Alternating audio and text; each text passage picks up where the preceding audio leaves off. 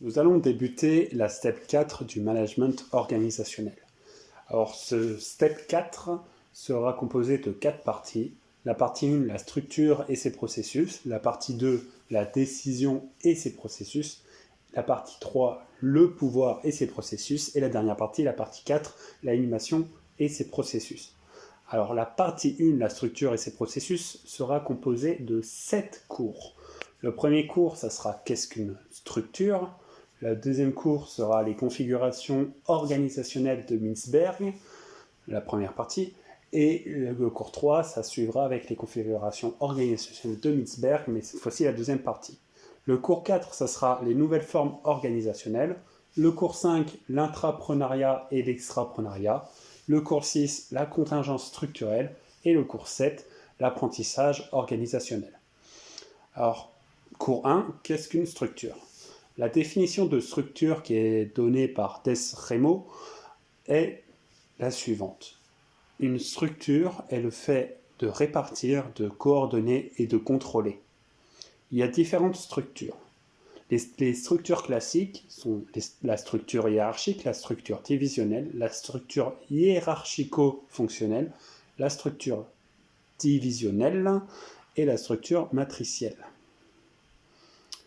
Alors, on va commencer par la structure hiérarchique de Henri Fayol. Alors, Henri Fayol, il explique qu'une structure hiérarchique est une unité de commandement et en fait, il y a des avantages et des inconvénients pour cette structure. L'avantage de cette structure, c'est que c'est une structure simple, claire et stable. Les inconvénients, néanmoins, c'est qu'elle est trop rigide, il y a peu d'initiative du personnel et une lenteur dans les circulations de l'information. La structure fonctionnelle, cette fois-ci de Taylor, est la spécialisation du travail. Ses avantages, c'est qu'il y a une grande efficacité technique. Par contre, les inconvénients, c'est qu'il y a des sources de conflits car multitude de chefs, une dilution des responsabilités et une mauvaise circulation de l'information. La structure hiérarchico-fonctionnelle, elle se compose ainsi, c'est-à-dire qu'il y a une unité de commandement et des cadres spécialisés. Les avantages, c'est que ça répond aux limites des structures hiérarchiques et fonctionnelles, et les inconvénients, néanmoins, c'est qu'il y a des risques très élevés de confusion entre l'unité de commandement et les cadres. Il y a un problème de circulation de l'information et il y a également un coût de fonctionnement très élevé. La structure divisionnelle, selon Sloan, se caractérise par l'autonomie et la spécialisation des divisions et la centralisation de certaines fonctions, et il y a une délégation de la prise des décisions aux divisions. Les coordinations sont assurées du coup par les structures. L'avantage de la structure divisionnelle, c'est que la décentralisation des décisions est effectuée, il y a une coordination qui est efficace et du coup une spécialisation. Au niveau des inconvénients, il y a une dispersion des ressources, un coût et une lourdeur de l'organisation, et il y a très peu de synergie et ça pose problème pour l'innovation. Concernant la dernière structure classique, c'est la structure matricielle. Alors, les principes sont que c'est organisé par fonction et en fait il y a des ajouts de division. L'avantage, c'est qu'il y a une meilleure diffusion de l'information entre les divisions et une bonne adaptation aux spécificités des marchés.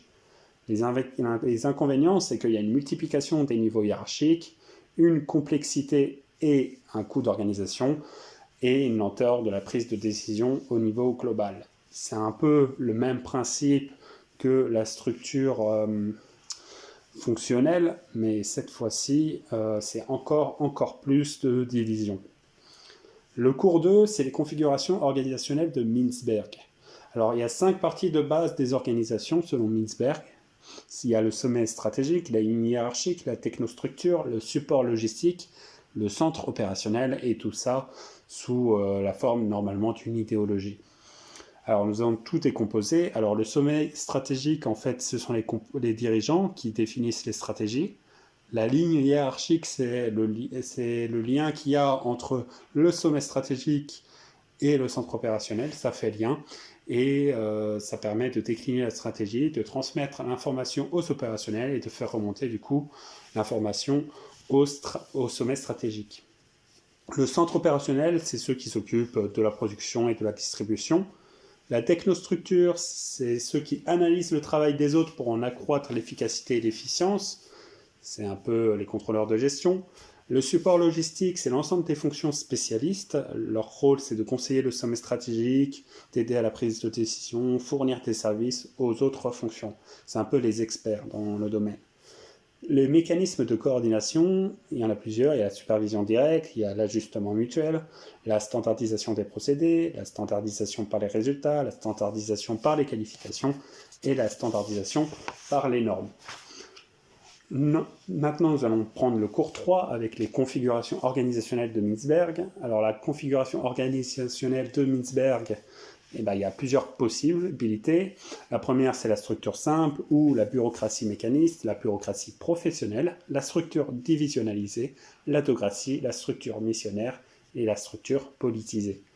Nous allons donc les décrire dans ce cours. Nous avons la structure simple, et en fait, c'est la centralisation des décisions, la coordination par la supervision directe, et la partie essentielle de cette structure, c'est le sommet hiérarchique. La bureaucratie mécaniste, cette fois-ci, c'est coordonné par la méthode de travail, c'est une coordination par standardisation par les procédés, et du coup, la partie essentielle, cette fois-ci, c'est la technostructure. La bureaucratie professionnelle. La bureaucratie professionnelle, c'est l'organisation du contrôle des salariés complexes à réaliser, et du coup, la coordination par standardisation par les qualifications. La partie essentielle, du coup, c'est les centres opérationnels. C'est clairement les experts qui sont compliqués de connaître clairement leurs tâches, et du coup, c'est eux qui gèrent un peu leurs faits. La structure divisionnalisée, ça c'est exclusivement, on va dire, pour les grandes entreprises, et c'est la coordination par la standardisation des résultats. La partie essentielle, du coup, cette fois-ci, c'est la ligne hiérarchique. L'autocratie, c'est pour les organisations très innovantes, une organisation d'experts, la coordination par ajustement mutuel, et la partie essentielle, cette fois-ci, c'est le support logistique, mais également le centre opérationnel. La structure missionnaire fonctionne autour d'une idéologie, la coordination par standardisation, par les normes, et du coup, il n'y a pas de partie essentielle à cette structure. La structure politisée, elle, c'est l'organisation sans réelle direction, les décisions dépendent des jeux politiques, et il y a une coordination par le jeu de pouvoir informel. Il peut y avoir également des organisations hybrides, attention, il peut y avoir un mélange de 2 ou plusieurs configurations. Cours 4, les nouvelles formes organisationnelles. Il y a 3 nouvelles formes organisationnelles. Il y a la structure par processus, la structure en réseau et il y a la structure par projet. Alors déjà, la structure par processus, c'est un ensemble d'activités qui sont reliées par des flux et qui permettent de fournir un produit ou un service dont l'objectif est la satisfaction du client. Cette structure par processus est transversale et on peut nommer des avantages et des inconvénients. Niveau avantage, il y a la réduction des coûts, un gain de temps et de flexibilité et la satisfaction client. Et niveau inconvénient, nous avons la réorganisation qui est coûteuse et des risques de conflits sociaux. Concernant la structure en réseau, c'est l'ensemble d'organisations autonomes avec des finalités communes, une organisation adoptant une stratégie d'externalisation. Les avantages, c'est bien sûr le gain de temps et flexibilité, bénéficier d'économies d'échelle, externaliser des activités à faible valeur ajoutée. Nous pouvons encore parler de la chaîne de valeur de porteurs. L'inconvénient de cette structure en réseau, c'est l'organisation qui est difficile à contrôler et un coût de transaction qui est imputable. La structure par projet, en fait, c'est très simple. On peut la définir comme un processus unique. Il y a des ensembles d'activités coordonnées et maîtrisées qui comportent une date de fin et de début. Et l'objectif est d'atteindre des exigences spécifiques. Alors ça peut être fait en équipe, sous la responsabilité d'un chef de projet. Les avantages, c'est la flexibilité, la réactivité, la facilitation aussi des échanges de connaissances et la synergie et innovation. L'inconvénient, c'est vraiment qu'il y a la vision globale est très complexe à obtenir. Le cours 5, c'est l'intrapreneuriat et l'extrapreneuriat. L'intrapreneuriat, c'est l'association entre l'organisation avec un ou plusieurs salariés. Les avantages, c'est l'innovation, la motivation et l'implication des salariés. Et les inconvénients, cette fois-ci, c'est le retour sur investissement qui est incertain et la possibilité de perdre des salariés qui décident de lancer leur projet en externe. Concernant cette fois-ci l'extrapreneuriat, c'est la création d'une nouvelle organisation avec un ou plusieurs salariés avec le financement de la première organisation. Alors, les avantages, c'est que la possibilité de partenariat est fructueuse et que ça augmente la motivation et l'implication des salariés. L'inconvénient, c'est le retour sur investissement qui est clairement incertain et il y a une perte de compétences vu qu'on perd un peu le salarié pour l'entreprise d'origine.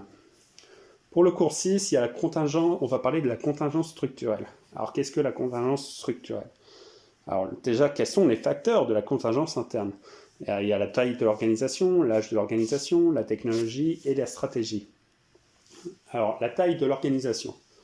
Alors, soit c'est une grande organisation et du coup, elle est complexe, elle est lente, elle est coûteuse, comparée aux petites organisations qui sont, elles, agiles et flexibles. L'âge de l'organisation, en fait, si plus elle est élevée, plus elle a une grande expérience, et plus elle a une grande expérience, plus elle apprend et elle évolue. La technologie, selon Woodward, ce sont les différences selon leur système technique. L'organisation plus performante, c'est celle qui s'adapte au mieux à la structure et à la technologie, qui adapte le plus la structure à la technologie. Il y a plusieurs types de structures. Il y a la technologie, il y a l'entreprise de production à l'unité, qui est une structure décentralisée, les entreprises de production de masse, qui sont des structures centralisées et rigides, et il y a les entreprises de production continue, qui sont des structures organiques. Selon Chandler, la stratégie, c'est très simple, la structure est liée à sa stratégie. Ce n'est pas la stratégie qui est liée à la structure, mais inverse. Les facteurs de contingence externe sont l'incertitude de l'environnement spécifique, selon Burns et Stalker, et les différents environnements de l'organisation selon Lawrence et Lorch. Nous allons voir du coup ces deux facteurs de contingence externe. Le premier, l'incertitude de l'environnement spécifique, c'est un élément. Alors en fait, l'élément le plus important, tout simplement, c'est la stabilité de l'environnement. Il y a donc deux types de structures. Il y a la structure mécaniste, qui est un environnement stable, ou, à contrario, la structure organique, qui est un environnement instable. Les différents environnements de l'organisation, selon Lawrence et Lorch, déjà, selon leur thèse, il y a différents types de divisions qui sont nécessaires pour faire face aux évolutions, et plus l'environnement est complexe, plus elle devra faire des divisions, plus elle devra fournir des efforts d'intégration. Là, il y a le critère influençant la structure qui est la différenciation et l'intégration. La synthèse des facteurs de contingence selon Mintzberg sont la taille, l'âge, le système technique, l'environnement et la relation de pouvoir. Les principaux apports du management organisationnel, c'est qu'il n'existe pas d'organisation meilleure que les autres, toutes les structures ne sont pas aussi performantes et il y a la capacité d'adaptation. Les limites du management organisationnel, selon Crozier et Friedberg, sont que le rôle des acteurs impacte les limites du coup, c'est que le rôle des acteurs est délaissé et l'impact sur la structure est également délaissé. Le cours 7 maintenant, l'apprentissage organisationnel. Alors selon la définition de Koenig, l'apprentissage organisationnel, c'est l'élaboration et l'acquisition de nouvelles compétences. Les conditions de l'apprentissage organisationnel selon Argyris et Schoen, c'est les croyances et valeurs partagées des individus, les moyens mis en place par la direction pour favoriser les changements culturels. Les modalités d'apprentissage selon encore Argyris et Schoen, c'est qu'il y a deux types d'apprentissage, l'apprentissage en simple boucle et l'apprentissage en double boucle. L'apprentissage en simple boucle, c'est le salarié qui apprend de ses erreurs. L'apprentissage en double boucle, ce sont les erreurs qui sont corrigées et les modes de fonctionnement qui évoluent.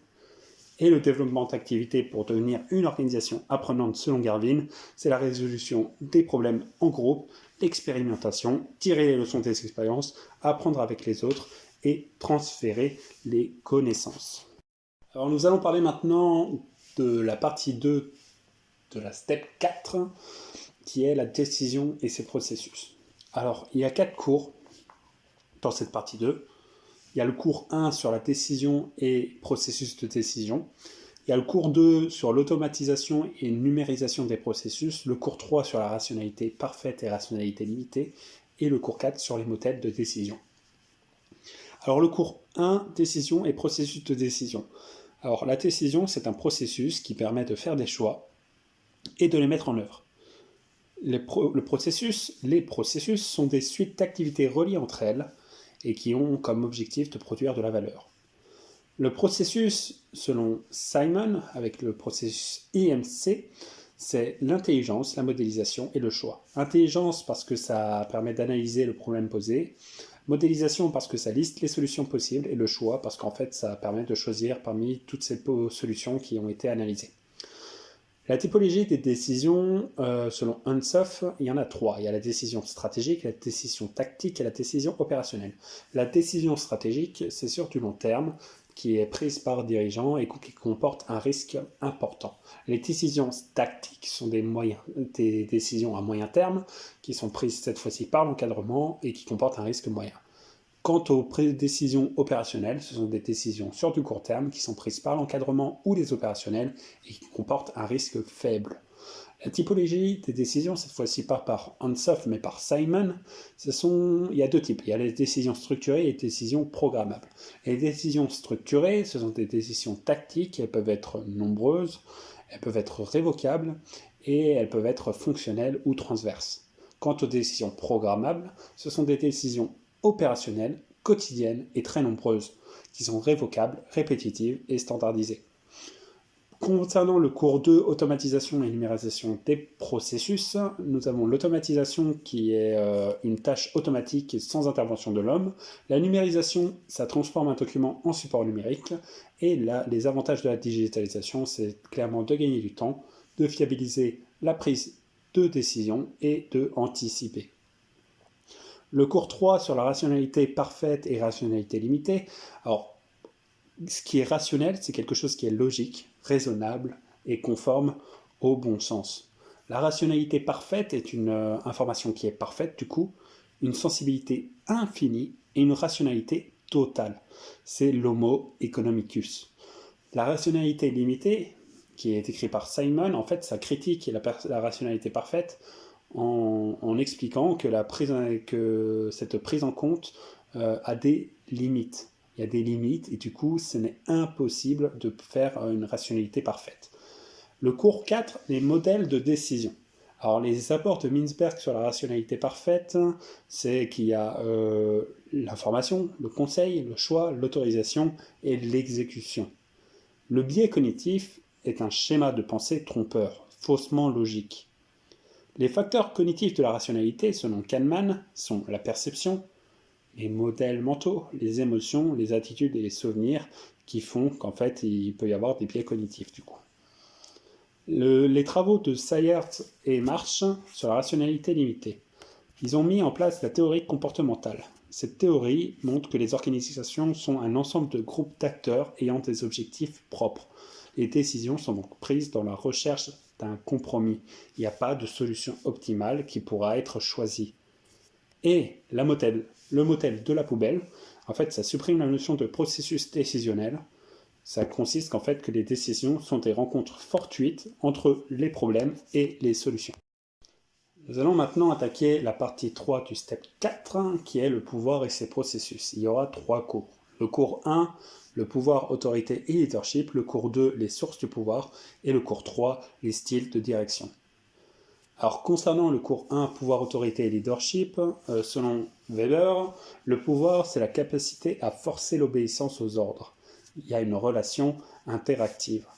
L'autorité, selon Weber toujours, c'est le fait de faire observer volontairement les ordres via une légitimité et une forme d'autorité.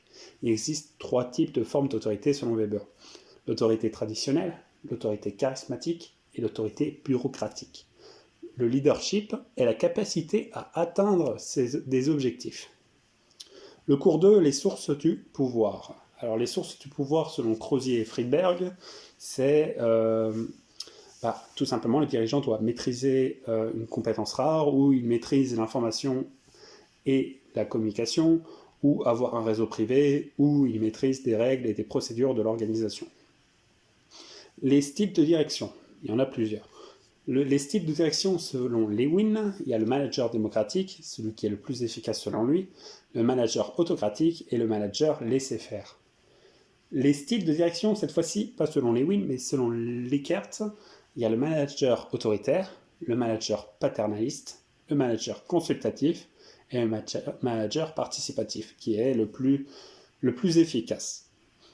Alors, il y a la grille de managériale selon Blake et Mouton, qui comporte en fait cette grille 2 critères, donc l'intérêt porté aux hommes et l'intérêt porté aux tâches.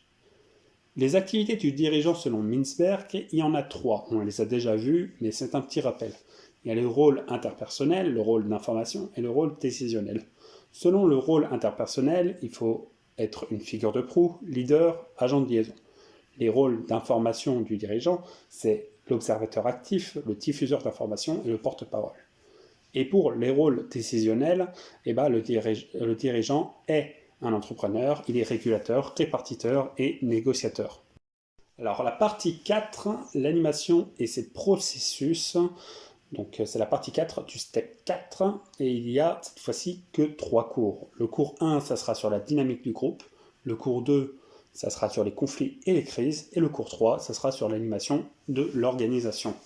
Le cours 1, du coup, la dynamique de groupe. Alors les acteurs possèdent un rôle, des tâches et une responsabilité plus ou moins étendue. Un groupe, il évolue dans une organisation et il a un objectif commun.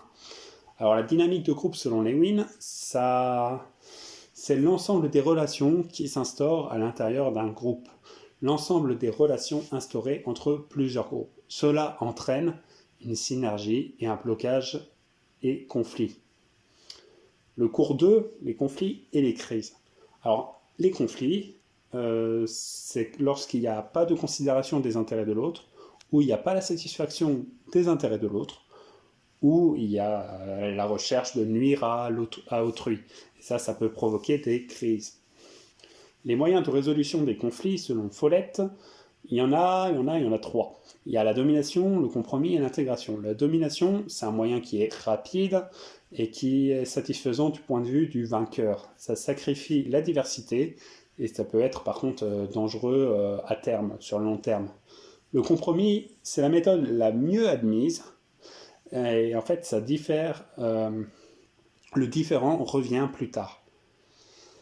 L'intégration, ça satisfait les 2 points de vue et le conflit, par contre, cette fois-ci, est réglé pour toujours. Alors, qu'est-ce qu'on appelle la résilience organisationnelle? La résilience organisationnelle, c'est le fait d'absorber, de répondre et capitaliser sur la perturbation issue des changements de l'environnement. Cours 3, l'animation de l'organisation. Alors, selon Allen et Meyer, il y a plusieurs types d'implications. Il y a l'implication affective, l'implication calculée et l'implication normative. Selon l'école classique, donc Taylor, la motivation, c'est le salaire. Par contre, selon l'école de la relation humaine avec Mayo, la motivation, c'est la reconnaissance de leur travail et la considération. La motivation via la pyramide de Maslow, elle se fait comme suit. Les besoins psychologiques, physiologiques de base, après les besoins de sécurité, puis les besoins d'appartenance, puis les besoins d'estime, et enfin les besoins d'accomplissement. Et selon la théorie psychosociale de Lewin et Likert, les motivations, en fait, ça dépend de la dynamique positive ou négative des groupes. Alors via la théorie des incitations, les motivations peuvent être le résultat, l'équité, la rémunération, la satisfaction intrinsèque, l'équilibre contribution-rétribution, ou encore le climat social. Attention, ces incitations dépendent de chaque individu. Ils ne sont pas les mêmes selon les individus. Et les variables importantes pour animer une organisation, c'est la satisfaction, la motivation, l'implication, la communication et la culture organisationnelle.